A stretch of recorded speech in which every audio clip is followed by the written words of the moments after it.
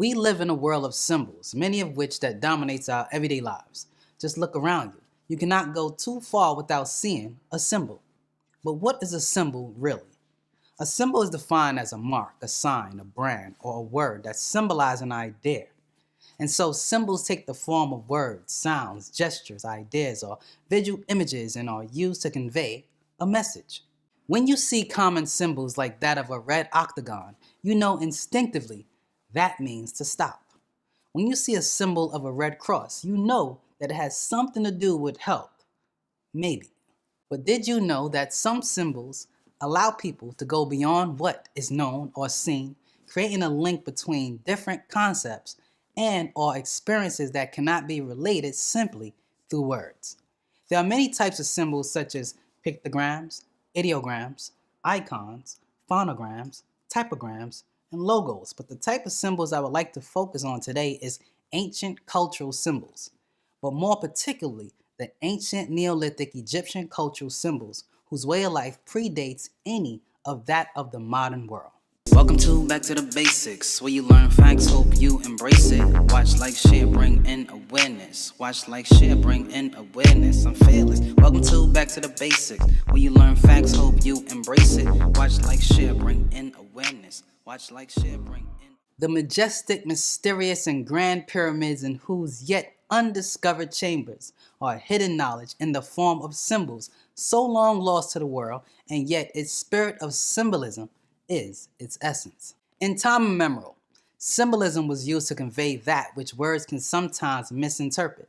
Now, to interpret ancient symbols, you must follow an ancient course.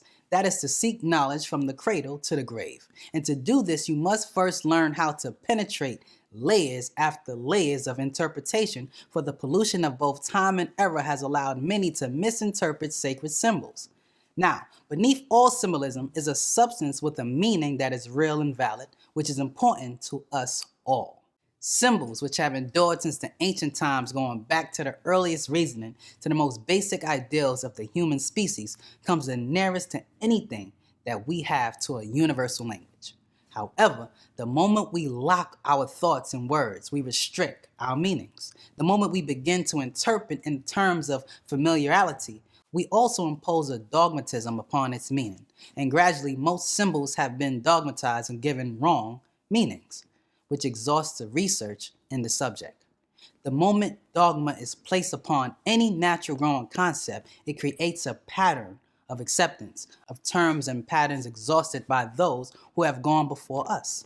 And so there will be thousands of interpretations already known for certain symbols. Take the swastika symbol, for instance, which is also known as the broken cross. In these modern times, it is recognized as a symbol of the Nazi Party. However, with more in-depth research, you will find that this ancient symbol originally was used to denote harmony with nature, for it was symbolic of the four winds, the four seasons, and the 4 points of the compass. Now, if we are content to accept any and all meanings of a particular symbol, we will deprive ourselves of the greatest adventure of all, and that is the personal journey of exploring the idea to seek the truth. You see, people do not search for that which is found, but only for that which is not found. The language of symbolism relates to something about which there is no common knowledge for the perpetuation of certain ideas. Symbolism is a language about something. It is a language relating a particular level of facts, and the reason that this fact has remained only in symbolism for thousands of years is due to the fact of keeping the meaning sacred only to those who knows. Such knowledge is not like the knowledge given to us in philosophy. It would not be knowledge in accepted theology. It is not the knowledge that can be expounded in mere mathematical formulas, or the type of knowledge revealed to us under scientific hypothesis. It has to be something in its own nature so elusive that it cannot be captured and can therefore only be known through its symbolism. And so that which is not available to us in knowledge is knowledge itself. In other words, we know about many things, and yet the substantial reality of it all, we know very little. The great wealth of symbolism had to do with the attributes of deity, with the substance of human consciousness, with the nature of the soul, with the substance and material of the mind. And these things relate to certainty, which most desire to possess but do not adequately possess at the present time. Thus, sacred symbolism is an uncommon type of knowledge that deals with the great universal values which many have sought from the beginning of time.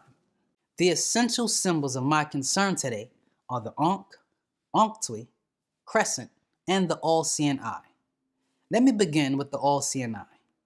Everyone is familiar with this Tamarian Egyptian symbol, for it shows up very often.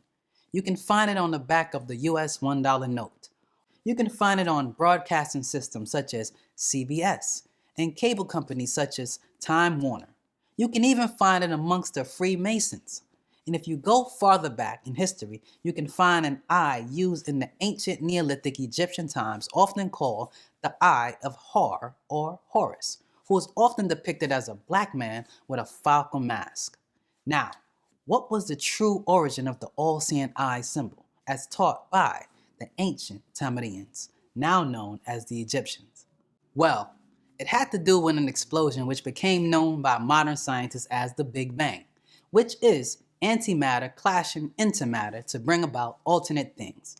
So immediately after this explosion, which took place trillions of years ago, this half, or the sum of things known as matter, from the first element called hydrogen on to the 99th element that is now called Einsteinium, these are your natural elements that gave way to man-made elements.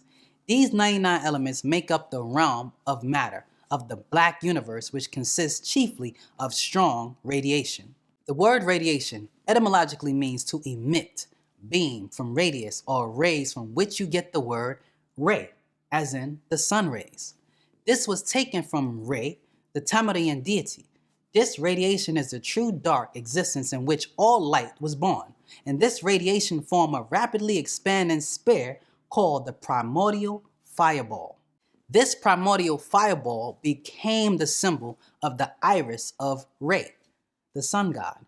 The ball of fire was symbolic of the eye opening from the world of supreme balance called darkness to let in the light to create images. Thus, the symbol of the sun with rays, or the eye of Re, is a symbol of the birth of the sun, which is the source of all of our existence on earth, for without the sun, all will die.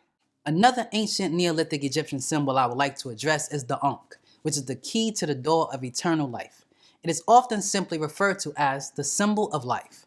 The ankh is made up of two symbols, the shen and the tau. The tau is a T-like symbol of the cross that was used in ancient Tamare or Egypt long before the Latin cross was introduced to Christianity.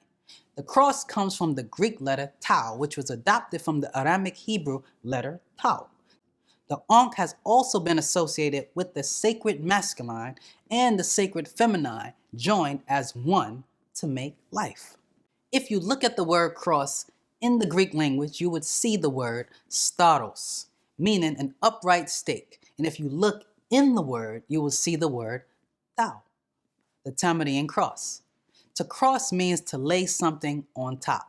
Renditions of the ankh can be seen as a cross with a circle on top, which is symbolic of the sun you see brightly in the morning. Another rendition is the crux ansata of the Coptic Church. The ancient symbol of the rising sun is called the shen, from which the Greek omega symbol comes from. The crescent is symbolic of growth and expansion, for it is a symbol of the shadow or night. For example, in the shadow or the deep dark depths beneath the soil is where we plant seeds, and as the embryo in the seed begins to grow, it soon expands or sprout into the light to become a plant. The symbol known as the ankh'twi or anakhtwi, the double ankh, is an ancient symbol that means life after life, or simply double resurrection.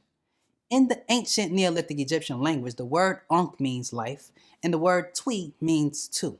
And so, unlike the ankh with one single line going across, the ankh'twi has two lines instead. Many people are under the impression that the ankh'twi is a new symbol. No, no, no. The ankh'twi is a very ancient symbol. However, most people confuse the ankh'twi with the ankh because they are not paying close attention to the details in the symbol, nor do they understand the symbolism. For example, most people, if they saw this symbol, they would say that this is an ankh, ignoring the second line that is obviously present. That second line has a meaning. Just like if a scarab was present on the ankh, it too would have a meaning. Because of this misunderstanding, it was necessary in this day and time for one of our own scholars, Dr. Malachi Z. York, to bring this to our awareness by simply bringing the other line down so that we can see the difference. Thus, you get the ankh-twi symbol of life after life. For we ancient Neolithic Egyptians knew that there were no such thing as death, and life is but a continuing journey from this plane of existence to another, and that our physical life was extremely short in comparison to our original etheric or spiritual existence. Symbols is to be found in their purest form in the great mystery institutions of the ancient Neolithic Egyptians. The ancient Egyptian institutions was dedicated to the greatest spiritual values that we know. Anywhere you go and search for the ruins of ancient wisdom, you will find symbols that are difficult to interpret, dealing with the most abstract convictions. Yet, these ancient symbols perpetuate something of the nothingness. I'm KHAFRE, and this is Back to the Basic. Facts we stated, you wanna know something, go back to basics. Most saw trapping was called the Matrix. The world filled with lies, yet it's hard to face it. So I spread truth, hope you embrace it. Watch, like, share, bring in awareness. We born to be woke.